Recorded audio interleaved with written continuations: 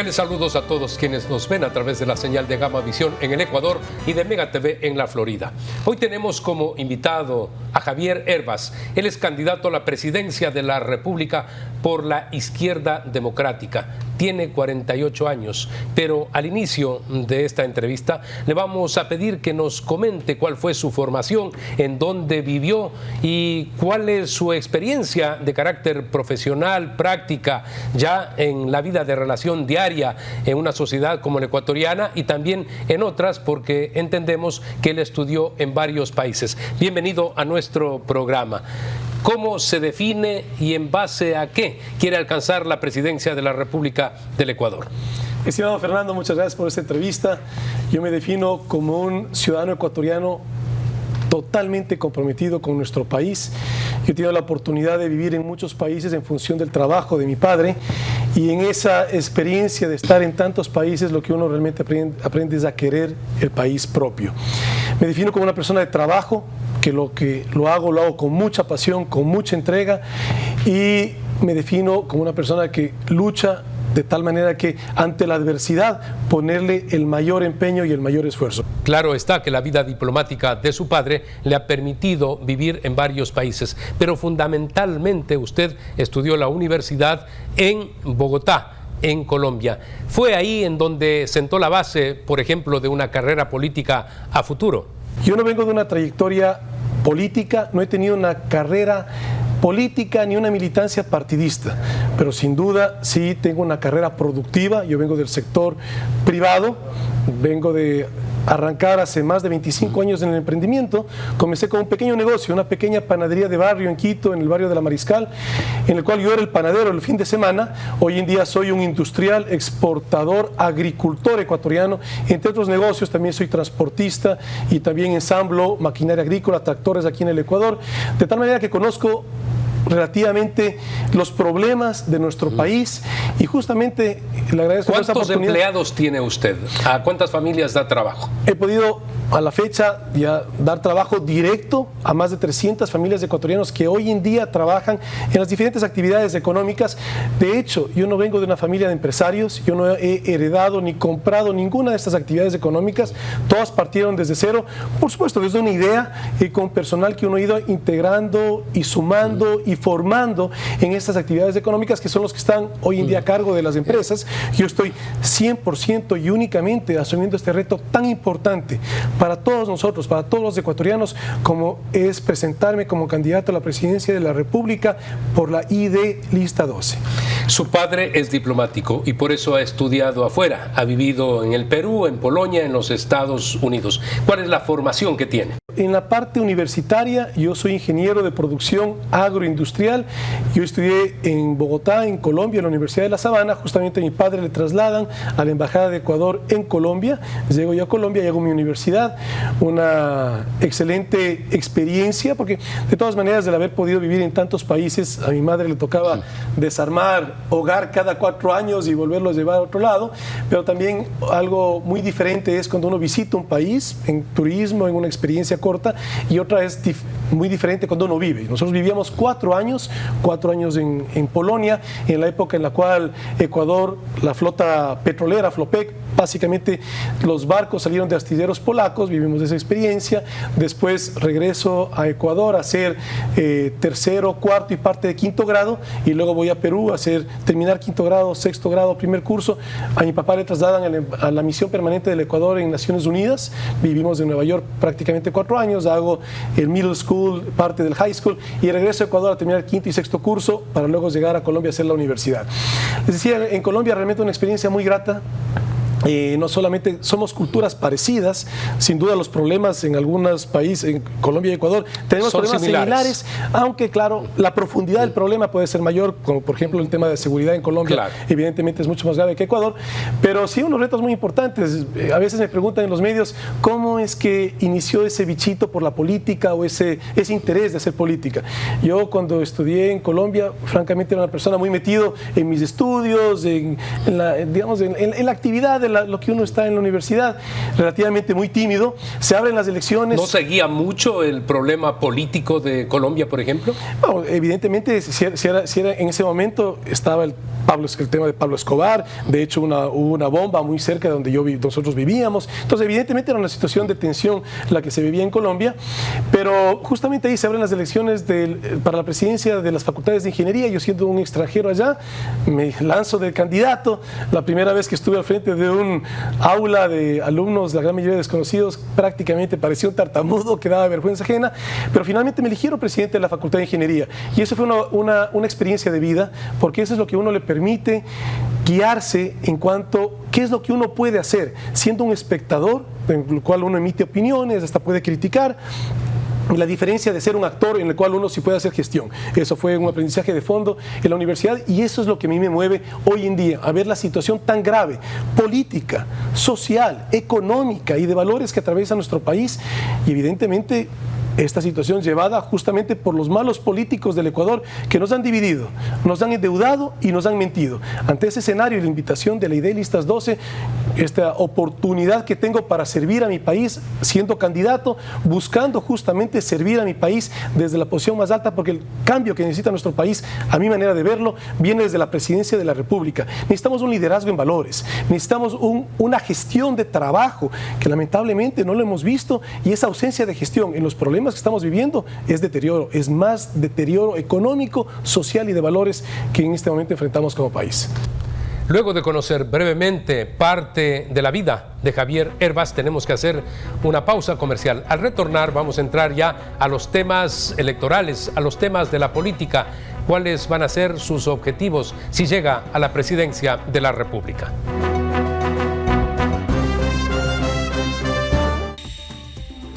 Inicio de espacio publicitario.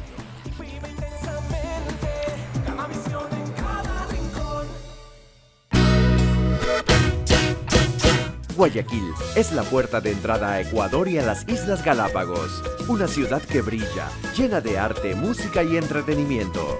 Aquí la aventura se expresa en todas sus formas, desde paseos por el río y sus malecones hasta conciertos al aire libre y vista panorámica de la ciudad desde La Perla. Y en la noche la diversión no se detiene, con diversas actividades para todos. Porque en Guayaquil una experiencia vale más que 1000 imágenes. En Banco del Pacífico sabemos que el que ahorra lo consigue. Como Miguel, que ahorró para comprarse una moto y que su hijo nunca falte a los entrenamientos para ser el próximo campeón. Por eso, incrementa $100 mensuales en tu cuenta y podrás ganar una de las 150 tarjetas de regalo. Si acumulas $300 hasta enero de 2021, podrás ser uno de los 40 ganadores de $2000 cada uno. Banco del Pacífico, innovando desde 1972. En UTEC, creemos que el futuro está en manos de nuestros estudiantes. Y agregar valor a sus vidas está en las nuestras. Con una educación práctica y moderna. Creando experiencias únicas, formando líderes y sobre todo, que disfruten el camino. Los invito a la UTEC, porque el éxito es el resultado de hacer lo que te apasiona. Despierta tu pasión y descubre tu mejor versión. UTEC, poder lograrlo.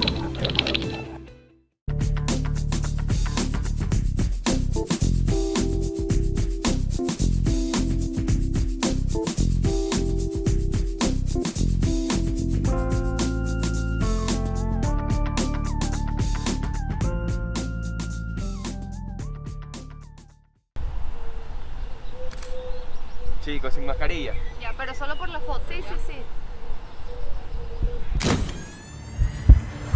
¡Papá! ¡Papá!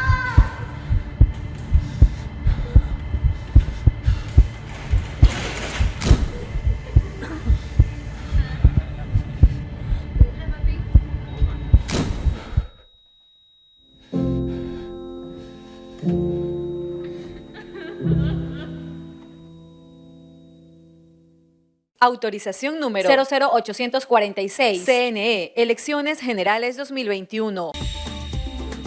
Fin de espacio publicitario.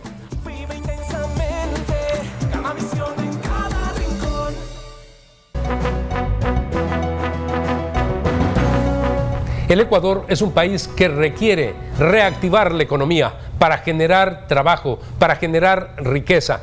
Y le quiero preguntar al señor Hervas, ¿en qué va a basar su gestión gubernamental para lograr precisamente la prosperidad para los ciudadanos? En la coyuntura actual, el Estado ecuatoriano tiene que estar administrado en escasez. Y eso sí es algo que aprendemos a hacer los que hacemos emprendimiento, los que hacemos industria, que en cualquier escenario, si es que es un escenario favorable de crecimiento, tenemos un problema que es cómo generamos los recursos económicos para crecer en infraestructura, en contratar más personas, y si el escenario es adverso, tenemos el mismo problema, cómo administramos y justamente sobrevivimos las dificultades. Eso es, a mi juicio, lo que necesita en este momento el Estado ecuatoriano, ser administrado en escasez. ¿Cómo va a reactivar la economía del Ecuador? Nosotros, de hecho, hemos desarrollado un detallado programa de gobierno que lo hemos denominado Soluciones Concretas para sacar al Ecuador de la crisis, estructurado en 3 pilares fundamentales. El primero, de soluciones económicas y productivas. El segundo pilar, en soluciones en justicia social. Ahí hablamos de salud, de educación, de seguridad y de alimentación en cuanto a la desnutrición infantil crónica. Y el tercero, en valores democráticos y transparencia del Estado. Aquí 2 reflexiones básicas. Lo urgente, lo prioritario en este momento es recuperar las plazas de trabajo que hemos perdido por efecto de una pandemia y también por el abandono del gobierno actual. En el tema económico y productivo, nuestra propuesta es el Fondo para el Arranque Productivo, que básicamente lo que apunta es a inyectarle liquidez al aparato productivo. El empleo no se genera por decreto, el empleo es consecuencia de liquidez en el aparato productivo. Usted propone un fondo de arranque productivo. Para eso se necesitan recursos, dólares. ¿De dónde van a salir? Yo he tenido muchas reuniones directas, presenciales, con varios multilaterales. ¿Y cuál es la conclusión? Si nosotros juntamos garantía soberana, decisión del presidente de la República, con banca pública, de ahí viene mi llamado al presidente Moreno, que pare con la venta del Banco del Pacífico. Si juntamos esos 2 elementos, logramos obtener al 1.8% de interés a 18 años plazo, en el caso concreto de la CAF. Con el Banco Mundial al 0.6% de interés, plazos similares, igual que con el Banco Mundial. ¿Cuál es el compromiso de fondo? Que estos recursos vayan única y exclusivamente al aparato productivo, que es lo que no estamos viendo hoy en día. El gobierno ecuatoriano se sigue endeudando del Estado ecuatoriano en función de financiar un presupuesto del Estado que desfinanciado, que es prácticamente un saco roto. Aquí tenemos que inyectarle liquidez al aparato productivo y ahí sí ver ese estirpe de trabajo que somos los ecuatorianos. Aquí lo que buscamos es justamente un gobierno que empodere a los ciudadanos, que cambiemos con esa mentalidad que nos dejó un discurso populista de un gobierno que arroje migajas a los ciudadanos. Necesitamos un gobierno que nos empodere, que nos permita trabajar, y para eso es el Fondo para el Arranque Productivo, inyectarle liquidez y tener una banca pública que sea lo que debe ser, una banca de desarrollo. No está de acuerdo con la venta del Banco del Pacífico como pretende ejecutar el gobierno actual. Claro, pero no como un discurso electoral, sino como algo estratégico. Necesitamos banca pública que sea banca de desarrollo, que nos permita colocar al 6% a 15 años plazo, que es algo factible, eso sí se lo puede hacer. Yo le mencionaba la tasa de captación, el 1.8 y menor, pero ¿por qué el 6%? Porque también aquí invitamos al sistema financiero, fundamentalmente al sistema de cooperativas, que es de que tienen territorio, más cercanía con ese artesano, con ese campesino, con ese emprendedor ecuatoriano, el que justamente con acceso a crédito puede tecnificarse, puede generar una actividad productiva. Aquí el reto es que los ciudadanos ecuatorianos pasen a ser actores económicos, mientras que la economía se reactiva, y ahí sí podremos esperar que haya más plazas de trabajo. En este momento es empoderar a los ciudadanos para que en función del emprendimiento puedan convertirse en actores productivos. Si Javier Hervas llega a la presidencia de la República, ¿va a incrementar impuestos? ¿Va a subir el IVA, por ejemplo? ¿Qué es lo que va a hacer en esa materia tributaria? Categóricamente, Fernando, no podemos aumentar ningún impuesto, y esto no es un discurso electoral. Esto es ver los países que han entrado en recesión económica. ¿Cuáles son los que más rápido han salido? Los que justamente no han ido por la dirección de aumentar impuestos para financiar un presupuesto. Aquí lo que tenemos es que reactivar la economía, y en función de eso, le mencionaba el Fondo para el Arranque Productivo, otras acciones concretas. Tenemos que tener acuerdos comerciales. Nuestro país, somos un país pequeño en población y en área, si nos comparamos con tantos otros, somos un país muy productivo. Esto no es un tema actual de coyuntura, es un tema de la historia y el presente. Ecuador es el mayor exportador mundial de banano. Somos el mayor exportador mundial de rosas.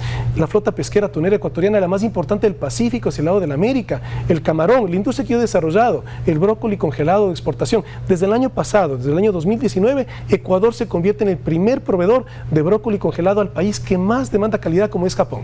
De tal manera que tenemos los casos de éxito. Ahora lo que tenemos es que justamente potencializar y diversificar la oferta exportable ecuatoriana en función también de tener acuerdos comerciales. Por ejemplo, definir lo que ahora se va a firmar, un acuerdo base con los Estados Unidos, pero que tiene que hacer un acuerdo integral, abierto con el país del norte. El acuerdo comercial es una negociación que nos permite justamente proteger a los sectores vulnerables mientras inyectamos tecnología. Los sectores, cualquier sector de la economía ecuatoriana con tecnología se vuelve competitivo, pero aquí es buscar justamente ese escenario, esa política de Estado que nos permita justamente a largo plazo generar esa potencial que tiene el Ecuador a nivel agrícola, agroindustrial, agroexportador, que es la oportunidad que tenemos como país. Nosotros los ecuatorianos somos personas de trabajo. Si nos proponemos de aquí hacer aviones, seguramente lo vamos a hacer bien después de unos 40 años. Ahorita concentrémonos en las oportunidades que tenemos. Ecuador es un país bendecido. Ecuador es el único país en el mundo que puede sembrar y cosechar brócoli todas las semanas del año. ¿Por qué menciono este ejemplo? Porque no es el brócoli, es toda la agricultura ecuatoriana, con muy contadas excepciones, por ejemplo aquí en la costa con el mango, que es estacional, pero la gran mayoría de agricultura de la sierra, de la costa, de la Amazonía, básicamente es agricultura de siembra todas las semanas. ¿Cuál es el problema que tenemos? Primero, canales de riego. Ecuador no tiene problema de agua, lo que tiene problema es que esa agua llegue a las áreas agrícolas, permanente. Canales de riego, hoy en día esa competencia está entregada a las prefecturas. Lamentablemente muchas prefecturas no tienen el presupuesto y también vivimos una cultura clientelar aquí en el país en el cual el político de turno, por colocar su nombre, hace obras que generen, digamos, una presencia. Canales de riego eventualmente no genera esa presencia y esa digamos, búsqueda de la lealtad del voto del ciudadano, pero hay que hacerlo. Entonces eso tiene que venir desde el gobierno central, canales de riego y tecnología de riego. Miren, nosotros hemos desarrollado todas las siembras propias que tenemos es con riego por goteo. Producimos más, nos volvemos competitivos, mejor calidad y racionalizamos un recurso tan importante como es el agua. Justamente tenemos que a los sectores sensibles darles la temporalidad de protección en la medida en la cual ese sector pueda recibir la tecnología a través del acceso a capital que les vuelva un sector competitivo y así no haya ese riesgo y esa preocupación que ese sector desaparezca en la medida en la cual justamente liberemos esas barreras comerciales que son los aranceles. Pero como país tenemos mucho más que ganar en función de los acuerdos comerciales. Somos un país muy productivo, pero evidentemente de una manera responsable. Vamos a hacer un corte comercial. Al retornar, quiero pedirle algunas explicaciones. ¿Qué va a hacer con la industria petrolera? Hay países que apuntaron, por ejemplo, a manejar como si fueran empresas privadas y les ha ido bastante bien. El caso de Ecopetrol en Colombia y Petrobras en Brasil. Retornamos.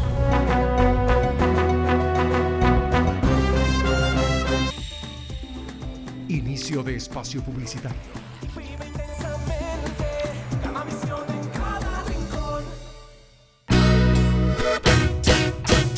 Guayaquil es la puerta de entrada a Ecuador y a las Islas Galápagos, una ciudad que brilla, llena de arte, música y entretenimiento.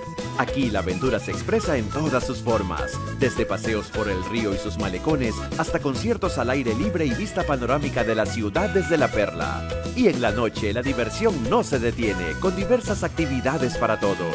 Porque en Guayaquil una experiencia vale más que 1000 imágenes. En Banco del Pacífico sabemos que el que ahorra lo consigue. Como Juanita, que se propuso salir adelante y tener su propia peluquería. Por eso, incrementa $100 mensuales en tu cuenta y podrás ganar una de las 150 tarjetas de regalo. Si acumulas $300 hasta enero del 2021, podrás ser uno de los 40 ganadores de $2000 cada uno. Banco del Pacífico, innovando desde 1972. En UTE, creemos que el futuro está en manos de nuestros estudiantes. Y agregar valor a sus vidas está en las nuestras. Con una educación práctica y moderna, creando experiencias únicas, formando líderes y sobre todo, que disfruten el camino. Los invito a la UTE, porque el éxito es el resultado de hacer lo que te apasiona. Despierta tu pasión y descubre tu mejor versión. UTE, poder lograrlo.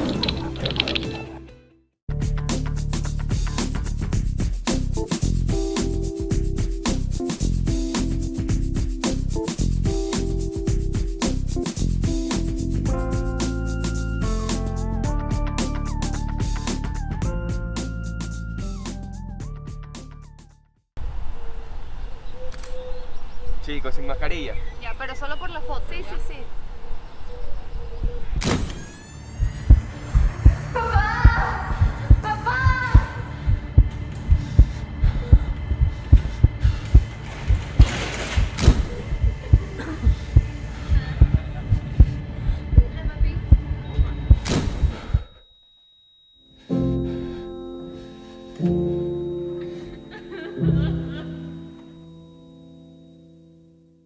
Autorización número 00846. CNE, Elecciones Generales 2021.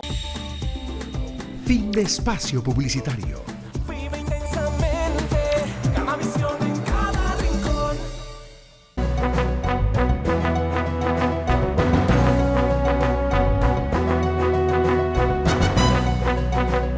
Entramos al bloque final en el espacio Fernando Aguayo América y le quiero preguntar, señor Hervas, ¿cómo va a manejar la industria petrolera? Dije yo que hay países como Brasil y Colombia en las que estas empresas se manejan prácticamente como si fueran privadas. ¿Cuál va a ser el futuro del petróleo en el Ecuador? Es un claro ejemplo de cómo la politización en el Estado Ecopetrol daña. y Petrobras, dos empresas muy conocidas a nivel internacional. Ecopetrol, líder justamente en cuanto a gestión, en cuanto a utilidad, y siendo una empresa pública que se abrió sus capitales a poder estar en bolsa. Esas son las oportunidades que nosotros podemos ver. Aquí no se trata de inventar cosas nuevas. Aquí lo que se trata es ver los casos de éxito y traerlos acá al Ecuador. Y son cosas que en sentido común cualquier ciudadano lo sabemos. Lo que hace falta es gestión.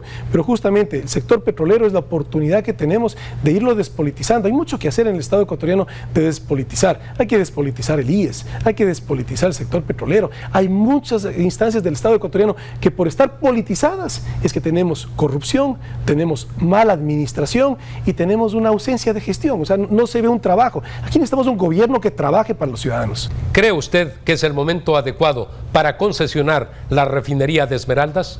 Lo que no estoy de acuerdo es que lo haga el gobierno actual en los pocos meses de gestión. El que pueda ser concesionada puede ser algo bueno en la medida en la cual beneficie los intereses nacionales, que genere una renta, que lo vuelva productivo. Evidentemente la refinería lo que ha generado es escándalos de corrupción, un mal manejo y una refinería que está pero lejos de llegar a su capacidad nominal. Entonces tenemos un problema de fondo. Una opción sin duda es poderla concesionar. Aquí no hablemos si está bien o mal la concesión, habría que ver las condiciones de la concesión y quién sería el concesionario, es decir, buscar una empresa seria que lo pueda hacer. Aquí lo de fondo es que no lo haga el actual gobierno en los pocos meses, y si hablamos de un sector estratégico como el sector petrolero, ¿cómo puede ser posible que nos quieran fusionar Petroamazonas con Petroecuador en estos pocos meses de gestión? O sea, aquí lo que decimos es, si no lo hicieron estos prácticamente ya casi 4 años, ¿por qué lo quieren hacer en estos pocos meses? Y con tantos eventos que vemos que en la gestión del gobierno actual, básicamente ha habido falta de transparencia y por ende una preocupación ciudadana en cuanto a eventos de corrupción. Entonces, ¿qué tenemos que hacer? Es dejarlo al próximo gobierno. ¿Es necesario construir una nueva refinería? Bueno, nosotros tenemos en el Ecuador 3 refinerías. La refinería de Esmeraldas, que está por debajo del 70% de capacidad. La refinería de La Libertad, que no llega ni siquiera, está prácticamente parada. La refinería de La Libertad tiene capacidad para 45,000 barriles diarios, y la refinería de Shushufindi, la única que realmente parecería que está trabajando. Entonces, ¿para qué pensar en una nueva refinería si las 3 actuales no están trabajando bien? Entonces, aquí lo que debemos es ser prácticos, sacarnos de ese discurso ideológico de que si es que se debe o no vender bienes del Estado, sino ser prácticos. Los bienes del Estado, que son estratégicos, por supuesto que no se pueden vender. Los bienes del Estado que está generando pérdida para el Estado, primero, antes de hablar de vender, veamos en las concesiones, veamos cómo podemos generar alianzas público-privadas, y si finalmente nos llegamos a algo positivo, vendamos, pero no hagamos que la sociedad ecuatoriana pierda recursos hoy en día que tanta falta hacen en función de bienes mal administrados que no generan valor agregado a la economía ecuatoriana. ¿Cuál es el futuro de la industria petrolera? ¿Usted le metería mucho dinero para mejorar los pozos petroleros, o cuál sería la línea de cara al futuro en la materia energética?